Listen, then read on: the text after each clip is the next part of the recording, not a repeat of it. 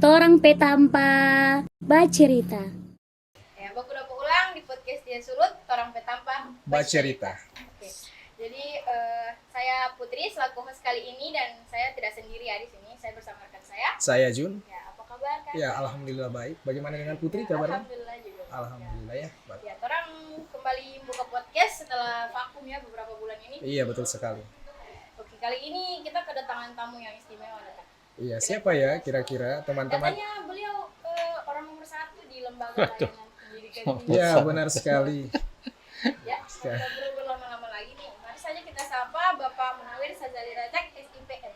Assalamualaikum Bapak. Waalaikumsalam warahmatullahi wabarakatuh. Terima kasih sudah diundang. Ya, gimana kabarnya Pak? Alhamdulillah sehat. Alhamdulillah ya. Iya, betul sekali. Ngomong-ngomong beliau baru landing tadi loh di Manado. Iya. Iya, baru landing tadi jam 11 dan langsung ke Setia Sulut.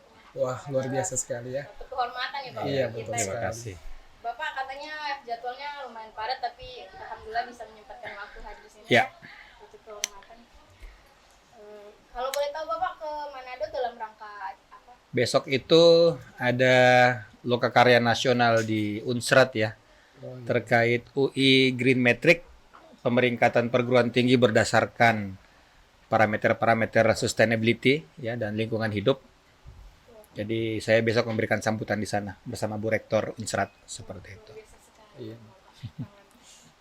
Oke, jadi Oke. kita langsung ke Iya, pertanyaan. apa yang mau ditanyakan nih? Silakan. Oke. Baik, pertanyaan pertama dari saya ya Pak, tentunya. Yang pertama itu mengenai MBKM. Iya, Seperti yang sudah dijelaskan tadi, MBKM itu Merdeka Belajar Kampus Kampus Merdeka, Iya. betul. Sebelum saya masuk ke Sti Sulut ini, saya mengikuti PK2MB kan Pak. Nah, Iya. di bannernya itu tertera KMMB, Kampus Merdeka Belajar. Iya. Apakah itu berpengaruh dalam penulisan penempatan katanya MBKM sama MB? KMMB? Iya. Bagaimana? Sebenarnya tidak perlu dipermasalahkan ya, mau KMMB mau MBKM, yang penting esensinya itu sama pada prinsipnya. Jadi kalau kita melihat istilah Merdeka Belajar ini kan sebenarnya dia istilah payung ya. Jadi Merdeka Belajar ini kan programnya Pak Menteri atau Mas Nadiem, dan itu Merdeka Belajar itu bukan cuman kampus Merdeka, tapi sekarang itu sudah ada 22 episode ya. Yang pertama itu terkait asesmen nasional, kemudian yang kedua ini kampus Merdeka, kemudian yang ketiga itu terkait penyaluran dana BOS, yang keempat itu organisasi penggerak dan lain-lain. Sekarang sudah ada 22. Jadi kampus Merdeka itu hanya hanya bagian dari program Merdeka Belajar secara keseluruhan. Jadi kalau mau melihat lebih enak sebenarnya memang MBKM. Kenapa? Karena program besarnya dulu disebut Merdeka Belajarnya, kemudian Kampus Merdeka. Tapi kalau mau dibalik juga Kampus Merdeka juga boleh, Kampus Merdeka bagian dari Merdeka Belajar. Tapi sekarang kita lebih sering mendengar atau lebih familiar dengan istilah MBKM. Jadi program besarnya dulu, baru kita bicara Kampus Merdeka. Nah, Kampus Merdeka sendiri itu kan di-launching di awal tahun 2020. Jadi sebenarnya Kampus Merdeka itu ada 4 paket kebijakan. Selama ini kita cuman berpikir MBKM itu hanya yang mahasiswa punya hak 3 semester di luar prodi. Tapi sebenarnya kalau kita melihat sejarahnya di awal tahun 2020 itu, MBKM itu, Kampus Merdeka itu ada 4 ya. Yang pertama itu terkait pembukaan program studi baru, di mana ada kemudahan bagi perguruan tinggi membuka program studi tanpa izin tapi melalui jalur kerjasama. Kemudian yang kedua itu terkait perubahan aturan sistem akreditasi, ya, di mana dikenal dengan istilah auto extension ya. Jadi tidak perlu lagi ada asesmen lapangan setiap 5 tahun, tapi dilakukan pemantauan terhadap kinerja perguruan tinggi secara real time. Kemudian yang ketiga terkait proses atau upaya mendorong perguruan tinggi, khususnya perguruan tinggi negeri untuk menjadi perguruan tinggi negeri yang berbadan hukum. Yang keempat baru hak mahasiswa untuk belajar 30 SKS di luar prodinya. Jadi kalau berbicara MBKM sebenarnya 4 program itu, tapi yang sering kita diskusikan lebih kepada MBKM yang sifatnya memfasilitasi mahasiswa untuk berproses atau belajar Di luar prodinya sebanyak 3 semester atau 60 SKS seperti itu. Luar biasa Iya, luar sekali. biasa. Jadi peran MBKM itu sangat penting ya dalam dunia pendidikan. Iya, betul. Nah, Pak, gini, kalau boleh tahu nih Pak, hal apa saja yang membedakan kampus Merdeka Merdeka Belajar dengan kurikulum-kurikulum sebelumnya? Ya, namanya juga merdeka ya. Jadi sebenarnya memberikan kemerdekaan kepada mahasiswa untuk kemudian belajar sesuatu hal yang sesuai dengan passionnya. Jadi mungkin dari dulu kita sering ya istilahnya dunia pendidikan kita memaksa, bukan memaksa ya, atau mengarahkan kita itu untuk belajar sesuai dengan kurikulum yang sudah dipatok sejak awal. Namun pada prinsipnya teman-teman, kalau kita lihat data, ternyata tidak semua orang kemudian itu bekerja sesuai dengan bidangnya. Jadi misalnya saya lulusan dari hubungan internasional S1-nya, tapi ternyata selama saya bekerja kurang lebih 16 tahun sejak lulus dari S1, ilmu yang saya pelajari di S1 itu cuma 4 tahun saya pakai. Selebihnya itu tidak lagi saya gunakan dalam pekerjaan. Yang kedua, ternyata tidak semua lulusan perguruan tinggi itu punya kompetensi yang dibutuhkan oleh industri. Jadi bisa jadi angka pengangguran tinggi karena tidak nyambung antara skill yang dimiliki oleh lulusan perguruan tinggi dengan kebutuhan atau demand dari dunia industri. Sehingga kemudian sebenarnya melalui kebijakan Kampus Merdeka ini, pemerintah atau Pak Menteri ingin memberikan kebebasan kepada mahasiswa, kemerdekaan kepada mahasiswa untuk mengambil 3 semester di luar prodinya, di mana 2 semester itu kemudian dia bebas bisa mengambil aktivitas apapun yang masuk kategori bisa magang, bisa studi independen, bisa pertukaran mahasiswa, bisa mengajar di sekolah, proyek di desa, proyek kemanusiaan, ya, kewirausahaan, bela negara, yang sesuai dengan passionnya dia, yang menurut dia kira-kira dia butuhkan nanti untuk bisa kompetitif. Jadi ibaratnya nih, kalau Pak Menteri sering menggambarkan, dulu kurikulum yang lama itu ibarat mengajarkan mahasiswa hanya belajar berenang di kolam renang dengan satu gaya saja. Ya, di kolam renang kan tidak ada ombak, tidak ada cuaca, ya, ada perlengkapan safety. Tapi bagaimana kemudian orang yang diajarkan cuma satu gaya berenang di kolam renang, kemudian nanti bisa bertahan hidup, survive di lautan luas, kalau dia tidak disiapkan dari sekarang. Sehingga konsep Kampus Merdeka ini sesekali kemudian mahasiswa tadi atau orang tadi diajarkan dia cara berenang, ya, di lautan luas yang di sana ada ombak, cuaca tidak menentu, ada ikan hiu mungkin, supaya begitu nanti dia siap untuk keluar dari kampus, dia sudah terbiasa dengan kondisi itu. Jadi secara sederhana seperti itu saja untuk mempersiapkan lulusan kita relevan dengan dunia pekerjaan. Kenapa? Karena sekarang dunia berubah begitu cepat. Kita masuk ke era VUCA. Kita masuk ke era revolusi industri 4.0. Masuk era disrupsi. Belum lagi pandemi COVID yang kemudian merubah, ya, hampir semua aspek kehidupan kita, ya. Yang disrupsi tadi, yang revolusi industri tadi kan secara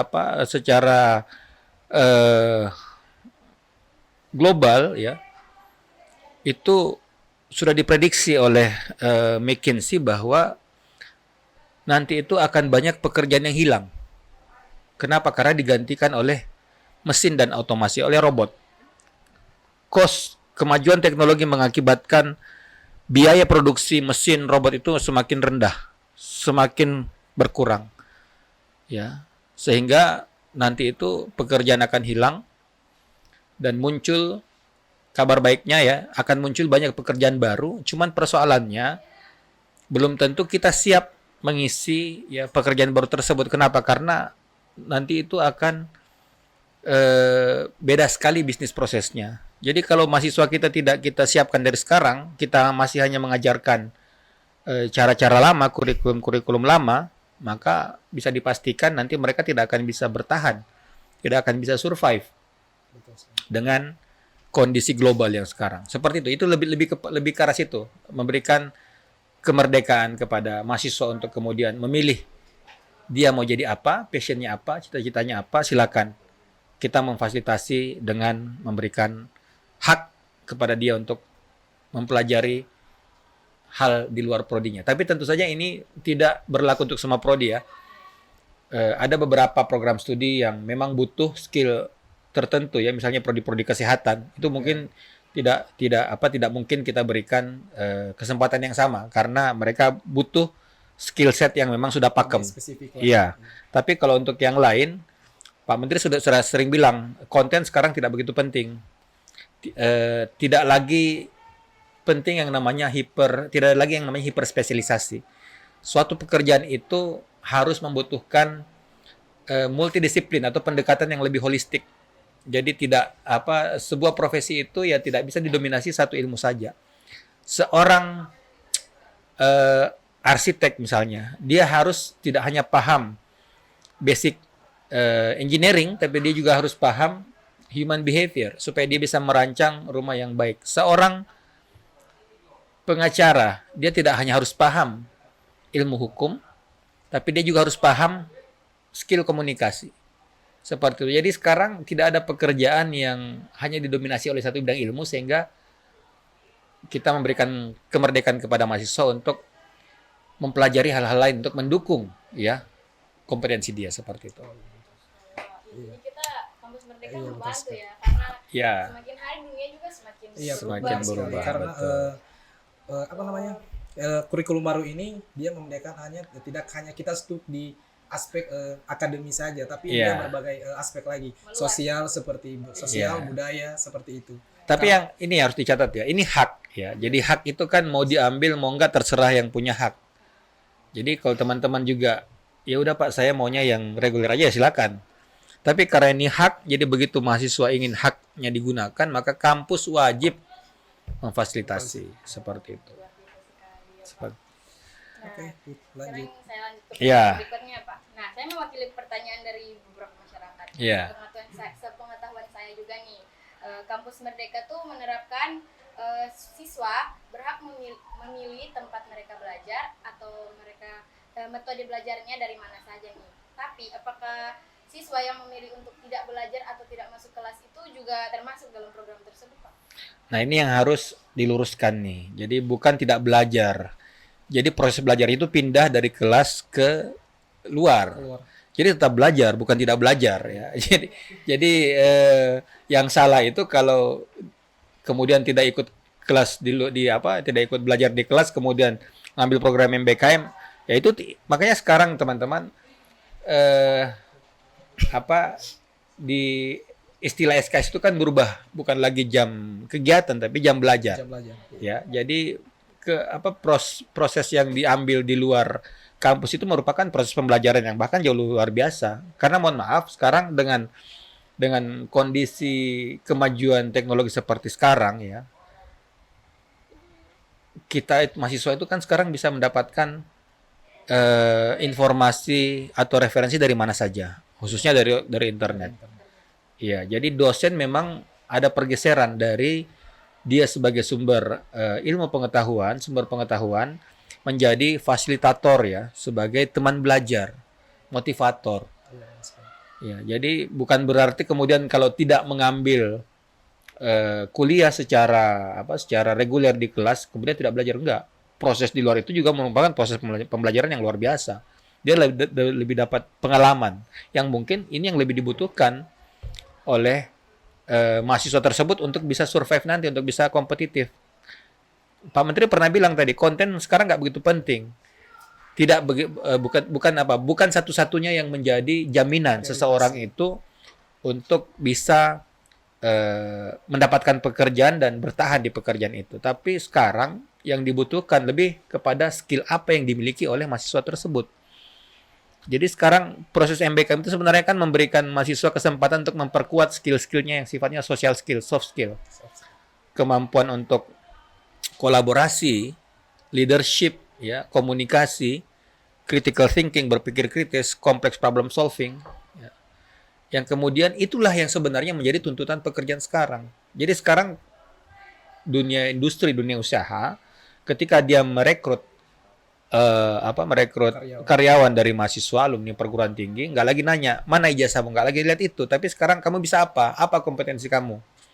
Ya, jadi makanya pernah baca berita kan bahwa sekarang perusahaan-perusahaan besar seperti IBM, Apple itu nggak lagi melihat ijazah, nggak lagi mensyaratkan ijazah. Dan ini memang jadi challenge kita, karena banyak orang kemudian yang cenderung udah saya nggak usah kuliah, saya ambil program-program kursus saja, sertifikat saja, karena memang sekarang banyak yang lebih butuh skill yang sifatnya spesifik daripada pengetahuan yang general seperti itu. Jadi itu ya intinya ya. Jadi tetap itu adalah proses belajar, cuman memang dikemas dalam masuk dalam campus of life, langsung ke kampus kehidupan, belajarnya di sana, langsung turun ke masyarakat. Itu proses pembelajaran yang luar biasa. Karena kalau cuma teori, ngapain di kelas, kita bisa googling juga udah dapat kan. Nah, yang harus kita dapatkan itu adalah memperkuat skill-skill kita. Dan itu hanya bisa didapatkan kalau kita turun langsung ke masyarakat, turun langsung ke lapangan untuk mempraktekkan dan mempelajari hal-hal baru seperti itu. Jadi tidak hanya pengetahuan saja ya. Iya, benar sekali. Oh ya, jadi kompetensi itu gabungan dari 3 aspek. Knowledge, pengetahuan, kemudian keterampilan atau skill, dan yang ketiga karakter. Itu nggak kalah penting. Jadi sekarang seorang mahasiswa itu untuk bisa bersaing, untuk bisa menjadi seorang yang kompeten, harus memperkuat 3 hal ini. Knowledge, pengetahuan, skill, keterampilan, khususnya social skill ya. Dan yang ketiga karakter harus diperkuat. Ya, Seperti itu. Jadi kita juga harus mengembangkan skill-skill tertentu. Iya. Iya, betul sekali. Betul. Oke, saya lanjut ke pertanyaan yang berikutnya. Oke. Pertanyaan yang berikutnya itu, kan kampus kami di Sulut ini sudah menerapkan MBKM, Merdeka Belajar Kampus Merdeka nih Pak. Nah, kiat-kiat apa saja yang bisa Bapak kasih untuk kampus kita agar kedepannya bisa lebih sukses? Iya. Jadi sebenarnya MBKM ini jangan dianggap sebagai program murni dari kementerian. Karena kami di kementerian itu terbatas ya dalam penyelenggaraan program MBKM ini. Hanya ada beberapa program flagship, misalnya MSIB, magang bersertifikat, kemudian PKM, program kampus mengajar, ada PMM, ada STEM, ada ISMA, Indonesia International Student Mobility Award yang ke luar negeri. Itu kan terbatas daya tampungnya. Jadi kami berharap kampus TISLUT ini bisa menyelenggarakan MBKM secara mandiri melalui KKN tematik kah, atau program pemagangan kah, atau program mengajar di sekolah, atau apapun itu. Sangat ada banyak skema yang bisa dipilih. Dan karena tadi ini adalah hak mahasiswa, jadi kampus TISLUT harus memfasilitasi hak tersebut ya dengan tadi membuat program-program yang sifatnya mandiri. Jadi di 2024 harapan kita MBKM ini bukan lagi menjadi sebuah program yang kita anggap sebagai program yang yang asing ya. Jadi sekarang tugas kami adalah memastikan bahwa kampus itu paham bahwa ini bukan sekedar program, tapi ini adalah kebutuhan sekarang. Bahwa dunia kerja itu memang sudah seperti ini kebutuhannya. Jadi kalau kita nggak ikut dari sekarang, kita terlambat mempersiapkan alumni kita untuk bisa survive di dunia kerja. Jadi itu harapan saya ke Setia Sulut. Ya, saya sangat apresiasi ya dengan Setia Sulut. Program seperti ini, podcast seperti ini, saya rasa salah satu tren kekinian ya yang kemudian bisa memberikan informasi kepada mahasiswa dan juga masyarakat. Jadi saya sangat optimis ya Setia Sulut kemudian bisa menjadi perguruan tinggi yang unggul, dan khususnya dalam MBKM ini bisa menjadi salah satu penyelenggara MBKM yang berkualitas. Ya, terima kasih sekali Pak. Oke, jadi sebelum kita closing nih Pak. Nah, di sini ada liputan eksklusif layanan mobile office yang dilaksanakan beberapa waktu lalu di kampus Gate Pioneer. Di bulan Jadi Juni. Kita akan menayangkan ini Pak. Terima kasih. Assalamualaikum warahmatullahi wabarakatuh. Kembali lagi bersama kami di tim podcast Setia Sulut Manado. Podcast Setia Sulut Manado.